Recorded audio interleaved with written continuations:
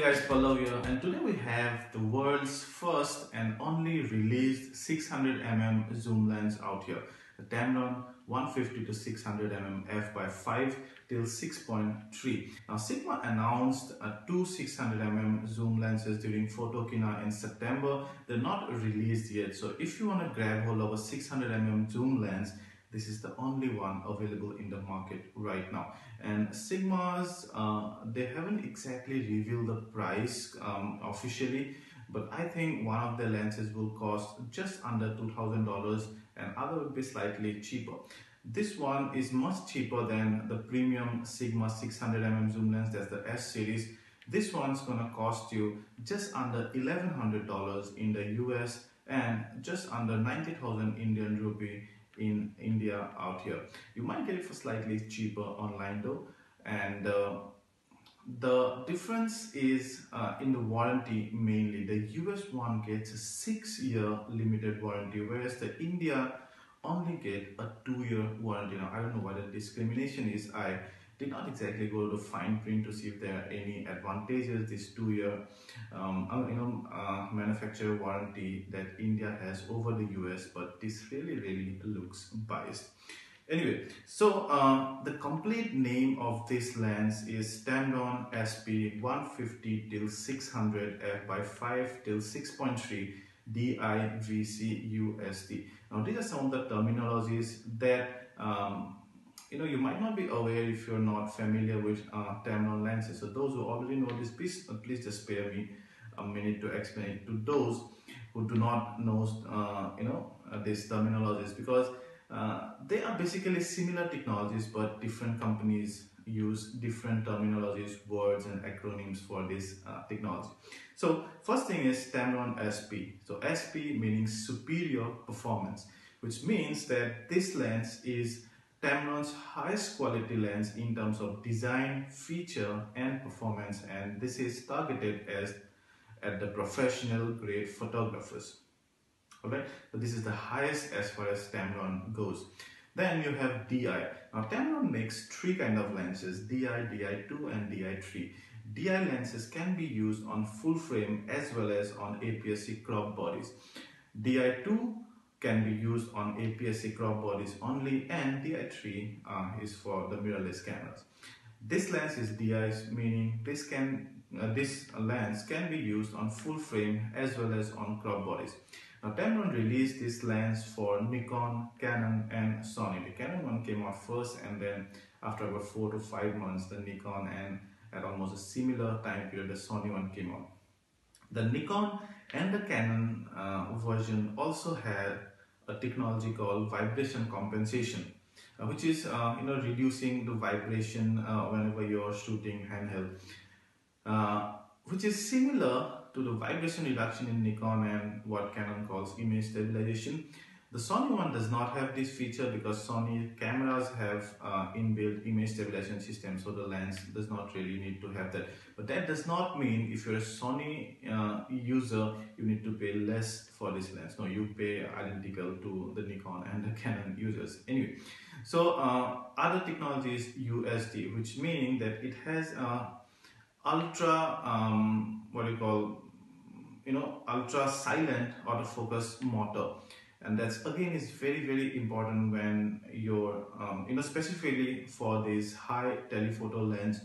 Let's say you're using this to shoot a bird or to shoot a wildlife, which this lens is targeted at mainly. You need to zoom in or out as silently as possible, not to scare away the wildlife. So that's where the USD technology comes in basically. Apart from this, also there are some peripheral technologies involved, like for example you have an E-bond coating on the lens in front to reduce sun flare, although the 4-inch long lens hood does an immensely good job of reducing sun flares anyway. Then you also have what Tamron call a moisture resistant body, which means that even if you're extensively using this lens outdoor, it does not become sweaty and sticky, which is again a very good thing. Now let's talk about the construction quality and the button layout of the lens. This lens is made out of very high quality plastic, not metal. Now, many of you professional photographers might be complaining that you need a metal body, because mainly wildlife photographers or action photographers work outdoor, so you have the natural elements. When you extensively use these lenses and camera bodies longer in a period of time, you need a durable body that can last for years. But then note that this lens is mainly aimed at those photographers who want a cheaper lens than those prime 600 mm lenses that Nikon or Canon take out. Also, a significantly lighter lens that they can handheld, that they can shoot handheld for long. To make it lighter, Tamron has used very high quality plastic instead of metal. If they had used metal, the weight would have been significantly increased than the usual, just under 2 kilo that this lens is already. When compact, this lens is about 10 inch, and when you extend the zoom completely, it becomes about 13 inch. So 13 inch plus the 4 inch of lens hood, so that's about just under 17 inches the lens become when it's fully extended. So now I have the lens here fully extended, so you can see that's as far as the lens goes. This is about 17 inch. And as I told you, the weight just under 2 kilo, which is actually quite light for a 600 mm reach. This lens also replaces Tamron's older 200 till 500 mm lens, which also has an aperture of f/5 till 6.3. So effectively, now you get 100 mm extra for the same amount of maximum aperture. And it takes 95 mm filter size, which is well not very common. So if you buy filters for here, then you might not be able to use this on your other lenses, but that's okay. The minimum focus distance is about 2.7 meter, which I would say average, not bad or not good. The zoom lever here is pretty big and pretty comfortable, but there's one bad thing that we have noticed is that the zoom lever technology out here, it becomes loose after upon extensive use of this lens, maybe over many months. So what happens is that now even if you have the lens fully retracted, that meaning at 150 mm, and if you're dangling the lens, let's say in a vertical position, the lens might just come out. The zoom might just come out, and so that can get in the way of your shooting. Meaning, if you if you're just holding the lens vertically, maybe you're just holding the lens by its camera and the lens is pointing towards the ground, and you have it at 150 mm or maybe at 300 mm, and then you suddenly want to shoot something that might not be 300, that might be 400 or 500, because the lens just came out because the zoom lever got loose. So that's one of the bad things that I've noticed, but I've noticed this in case of many lenses. Tamron has a lock system, a lock button on the right side of the lens when you're holding the lens, and that lock buttons prevents it from coming out at some length, at 150 and a 400 mm really. So that kind of helps, but then again, you cannot have the lock on at all time, because for those fast reaction times, that lock switch might come in the way of your getting the perfect picture. On the left hand side, you have 3 buttons. On top you have the focus limiter, which is a very cool feature on this lens. You have a full, a 15 meter and infinity. I highly recommend you try out the 15 meter focus limiter, because that focuses much faster than the full, and specifically under low light, where the lens at full focus limiter or full focus mode might hunt just a bit, although this lens does an incredibly good job in locking the focus very fast, but we'll come back to that in our performance section. Just below that button you have an autofocus to manual focus switcher, and then a vibration compensation switch on or off. On top you have the minimum distance in feet and meter, or the autofocus distance you can say, and then you also have the manual focus ring and which is not very, I mean, the space between the manual focus ring and the zoom ring is not much. So accidentally, I have actually, more than a couple of times, while trying to zoom in, I accidentally moved the focus ring, and I was like, suddenly it got out of focus. How come? So you have to just take that thing into account, and you have to, but once you become used to this lens, I guess it becomes much easier, and you make less and less mistakes. And the focus lock, so those are mainly the buttons, not many buttons, but very clearly marked buttons, and all the signs and everything, the fonts, everything are very easily readable and nice. You also have the collar that is immensely useful whenever, specifically to carry the camera, and also because this lens is very heavy, you would use the tripod with the lens collar out here, or the tripod collar, whatever you call that, the collar basically. But I always carry this lens with my camera by the collar. The collar is very tough, and it also gives me a very good grip. And also at times whenever I'm shooting handheld, I actually sometimes lock my fingers, or hold hold the lens collar for that extra bit of stability, so it always really helps.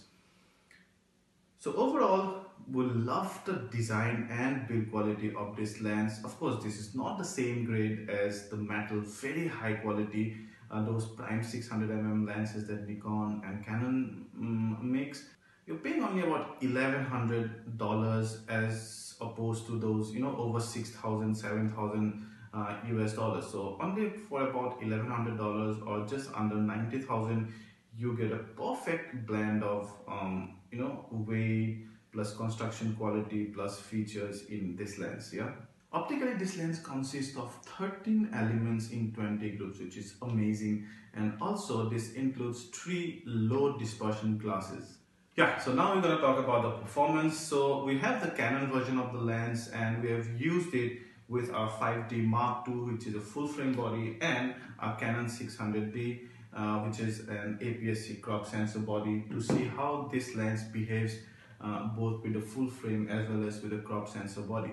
So we'll start with the autofocus performance, which is great.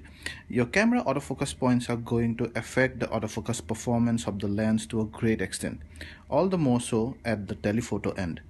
We tested our lens with the 5D Mark II, which has 9 focus points in diamond shape, mainly concentrated towards the middle, and only the center one is cross type, that is sensitive to f/5.6 or faster. You're 6.3 at 600mm, so it's relatively difficult to focus on a fast moving subject at 600mm handheld. Also, because the focus points are towards the center, it gets really difficult to track something like a flying bird moving at a distance and all over the frame. It would be easier if you get a recent camera that has many cross types with better sensitivity, or a crop body with good focus spread, and shoot it at an equivalent of 600mm at 35mm, so that you get a faster aperture. Having said all that, the autofocus on the Tamron performed admirably well handheld. The lens locked the autofocus much quicker than I expected, and only about less than 5% of the time it actually hunted for focus. That too when I stressed the lens. The accuracy is very good, but not tech sharp though, which is expected at this price point, and average while tracking fast moving subjects, mainly due to the rather slow tele end. One trick is to shoot against the contrasting background that helps the camera draw the boundaries easier. Overall, we are absolutely impressed by the autofocus performance, and the minor glitches we have are unavoidable for most lenses at this price point. Next is the vibration compensation, which is one of the best feature of the lens. And I just can't stop talking about how good the VC is on the 150-600mm. And may I suggest that you do not use the lens handheld without switching it on.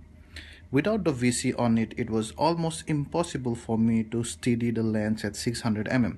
You might want to switch off the VC when you're on a tripod though. The sharpness. The lens is quite sharp between about 150 to 250 mm when your zoom is, even when you zoom in 100%. Then it reduces consistently till 600 mm, more so on an APS-C body. However, there is nothing that a basic sharpness adjustment on Photoshop or Lightroom cannot fix. Here, using a full frame helps as the sensor already has a good dynamic range and less noise level.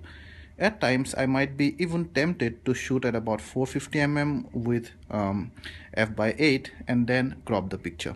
The bokeh at the telly end gives are pretty nice and beautiful, almost round thanks to the round diaphragms. Vignetting.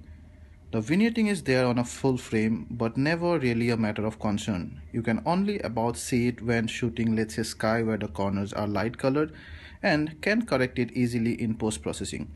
There is almost no vignetting on an APS-C body as it covers mainly the center part of the lens. Chromatic aberration now. So chromatic aberration is pretty prominent at both wide and the tele end and not so much at the middle. The tele end is slightly better than the wide. Distortion. Now this is one of the problem on this tele lens. Obviously there is no question of barrel distortion because the lens is not wide enough. However, expectedly there is significant pincushion distortion at almost all focal lengths. It gets worse as we move towards the tele end. APS-C results were obviously much better. So then, some of the good things about this lens, the Tamron 150-600 mm, are, first thing is the sheer reach of this lens, 600 mm zoom lens. So you have 150-600 4x optical zoom lens. That's incredible. And as I told you, this is the only released lens, the only lens you can grab from the market right now. The Sigma ones, they have two lenses that's gonna come, I guess, later this holiday season. I mean, we'll review that as well, but till now, this is the only lens. And the second maximum focal length that you have is 500 mm, which the Sigma has 50 to 500, 150 to 500. Tamron also has its older 200 to 500 that this lens replaces. You also have the first party, that's the Nikon, Canon, or Canon's 400 mm max zoom lenses. Canon has a 100 to 400 mm zoom lens. Nikon has two 80 to 400 mm zoom lens. You also have zoom lenses from third parties, but as I told you, none of them come to 600 mm. So that 100 mm extra reach alone justify owning this lens. But number two, not only that 600 mm maximum reach, at 600 mm also this lens performs amazingly. We absolutely love how quickly the autofocus locks even after relatively low light and even at 600 mm. And when you use the focus limiter, the 15-meter one, it's incredible. But know that you have to use that really carefully, because it can go haywire if you do not know how to limit that or how to use that properly. But overall, the autofocus locking is amazing. Well, it's not so good when you're shooting very high speed action, for example maybe motorsport or maybe birds in flight, handheld mainly. Then it cannot lock all the autofocus points, but that also depends on how many cross type autofocus points your camera has, and what percentage of the frame those autofocus points cover. For example, in the with the camera that we tested it, the 5D Mark II has a really limiting focus points or a focus spread. It's mostly concentrated towards the center. So whenever the bird was flying towards the side of the frame, this autofocus could not lock there. So that's not exactly fault of the lens. But again, it happens. But if you have something like probably the incredible new Canon 7D Mark II, which is an APS-C camera, but it has 65 cross-type autofocus points, so it's spread over a much larger area of the frame. You would have much better autofocus performance even from this lens, shooting those high-speed action shots.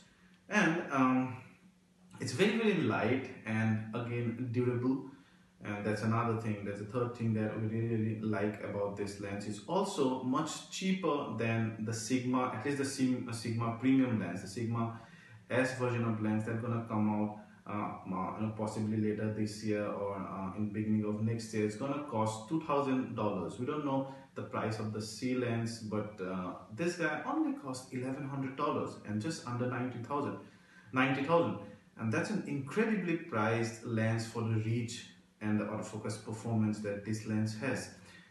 Some of the bad things about this lens is it's significantly softer at 600mm compared to, let's say, between 150 to 300mm, but which is again very usual. Almost all telephoto lenses maximum reach point are the softest. Second thing is the zoom lever here that becomes loose after an extended period of uses. The difference in the warranty that US and India provides, only 2 years for India, whereas it's 6 years for the US. So should you get these lenses?